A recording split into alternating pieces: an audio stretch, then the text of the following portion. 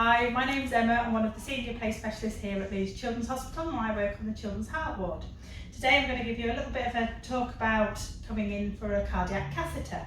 So this is my bear, he's called Rees, and I'm going to talk through Rees with you, and I'm going to show you this booklet, and there's going to be a link just below the video for you to have a look to see if you can download one of these stories underneath the video.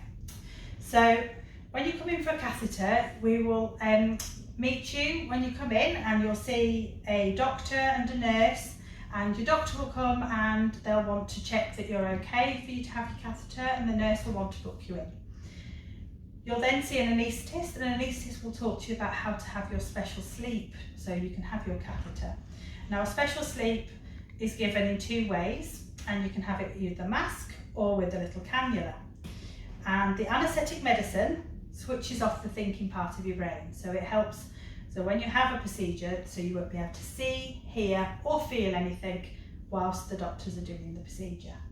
So all the time they're doing that, the anaesthetist will keep you safely asleep, so you won't be able to see, hear or feel anything.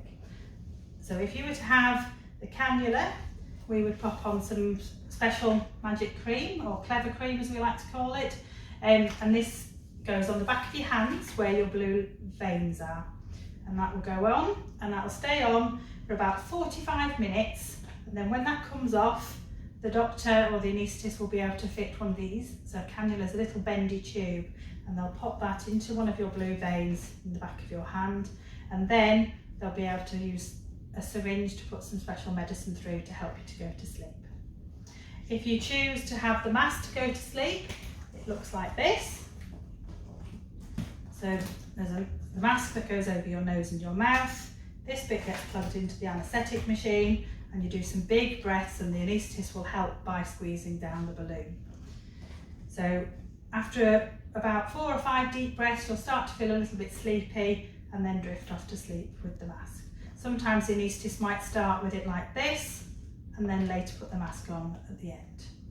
Okay, so that's the two ways that you can have your special sleep for your catheter. And remember what I said at the beginning, you'll be fast asleep all the way through, so you won't be able to see, hear or feel anything. When they finish doing the procedure, they stop giving you the medicine, and that's how you wake up. When you wake up from your catheter, you'll come straight back to this ward here, and you'll be met by your nurse that looked after you and booked you in earlier on. And during that time, that nurse will want to check that you're okay, so they will come and see you every 15 minutes for the first hour.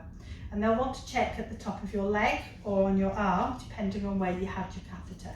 So a catheter is like a bended tube like this, and they will want to check where it's been. They'll check that every 15 minutes, and then in the next hour it'll be every half an hour, and then once in the last hour. And whilst you're here, when you get back, we'll want you to stay in your bed for a period of time as well. So you can be awake and sit up and play on your phone or watch a film or play games or toys or whatever. That's fine, but you need to stay in your bed. And you can probably get out of your bed after maybe the second hour, but you must speak to your nurse and find out that that's okay. Okay, so that's really sort of what happens when you come in for a catheter. If you've got more questions, speak to your play specialist when you come in, and they'll be able to answer them for you. Thank you very much.